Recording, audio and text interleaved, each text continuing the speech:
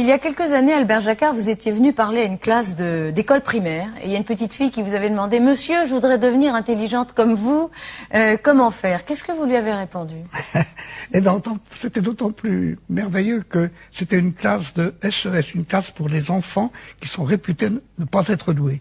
Alors je lui ai dit « Ta question est merveilleusement bien posée, tu fais preuve d'intelligence. Maintenant, comment devenir intelligent, je ne sais pas trop, je sais comment devenir idiot. Pour devenir idiot, tu n'as qu'à acheter une bonne provision de bonbons et t'installer devant la télé. C'est pas ici que je devrais dire ça. Mais en fait, au fond, pour devenir idiot, il suffit d'être passif. Pour peu à peu fabriquer son intelligence, il suffit, c'est toujours vrai, de faire fonctionner son cerveau. Il faut bien voir que ce cerveau est un outil extraordinaire. Les nombres sont tellement grands qu'on n'arrive pas à les imaginer, mais dans le cerveau d'un bébé qui naît, il y a de l'ordre de 100 milliards de petites cellules. On appelle ça des neurones. Et puis peu à peu, après la naissance, chacune de ces cellules envoie des protubérances vers les petits voisins. Et au total, arrivé à la puberté, 10 000 connexions par neurone. 1 million de milliards de connexions. C'est fabuleux ce qu'il y a dans le cerveau d'un enfant de 15 ans. Et une des façons de se rendre compte à quel point c'est un nombre énorme, c'est de diviser le nombre des connexions qu'il y a dans un cerveau de 15 ans par le nombre des secondes vécues par cet enfant.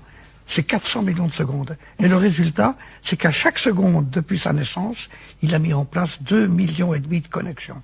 Eh bien, je vous assure que ça a quelque chose d'effarant de penser qu'un enfant qui m'écoute, à cause de la façon dont il m'écoute, à cause de ce que je dis, eh bien, il y a des connexions qui se mettent en place, qui ne se seraient pas mises en place de la même façon si je n'avais pas été là. Donc, je suis responsable de la construction de son outil intellectuel. Mais il y a quand même des enfants, des êtres humains surtout, qui sont plus intelligents que d'autres, non?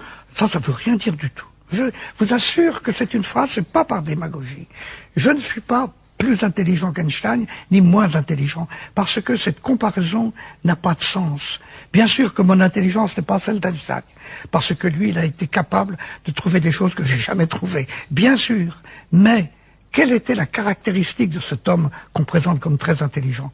C'était pas d'avoir une activité intellectuelle plus vive, mais c'était d'avoir une horreur du sentiment de ne pas comprendre.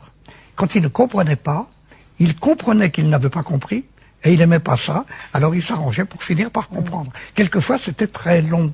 Et par conséquent, la vraie forme de l'intelligence, c'est de comprendre qu'on n'a pas encore compris, et de faire le nécessaire pour comprendre quand même. Mais pour les enfants qui sont à l'école, par exemple, on leur dit bien, vous avez tel QI, si vous avez tel QI, vous allez bien réussir à l'école, et ça se vérifie souvent. Un bon QI, on réussit bien, un moins bon QI, on réussit moins bien.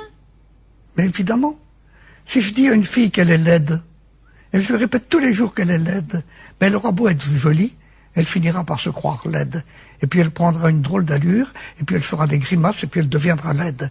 Et par conséquent, ça fait partie des prévisions qui sont autoréalisatrices. Il est criminel de dire à un enfant, tu n'es pas doué, tu es pas capable d'avoir un QI de temps et de temps, et par conséquent, tu vas rater. Ça n'est pas vrai ce que vous disiez tout à l'heure. On ne le vérifie pas. Simplement, on le provoque. Et par conséquent, il faut lutter là contre. Il y a un mot horrible qui a été inventé par les Québécois, le mot douance. Dire à un enfant, « Oh, toi, tu as de la douance. » Mais celui d'à côté à qui on ne le dit pas, il comprend que lui n'a pas de douance. C'est comme donc, les dons, les douances. Alors il se prend pour un imbécile, et il devient un imbécile. Par conséquent, il faut se dire que l'intelligence, c'est pas quelque chose que l'on reçoit, c'est quelque chose que l'on construit. C'est ça la phrase essentielle. Et le mot surdoué, par exemple. Il y a des enfants, on dit, ils sont surdoués. Bon, ils réussissent bien les cours. On a bien tort de le dire. Ça ne veut rien dire. Dans surdoué, il y a 2 syllabes qui sont toutes les 2 idiotes. Sur, ça veut dire qu'il y a une hiérarchie. Or, il n'y a pas de hiérarchie de quelque chose aussi subtil que l'intelligence, qui est multidimensionnelle. Et doué, ça laisse supposer que c'est un don de la nature qui fait qu'on est intelligent, ou un don de la société. Non. On est doué parce qu'on s'est donné à soi-même son intelligence. Et on est tous responsables de devenir plus ou moins intelligents. Il faut, peu à peu, la construire. Et bien sûr, tout le monde ne construira pas la même. Certains iront plus vite que d'autres, mais méfions-nous. La vitesse n'est pas une caractéristique tellement remarquable de l'intelligence. Ceux qui vont vite, vous savez, en général, ce sont des bluffeurs. Moi, je crois plutôt celui qui va lentement, qui a l'esprit de l'escalier, qui revient sur lui-même et qui peu à peu arrive à acquérir un certain nombre d'outils intellectuels intérieurs.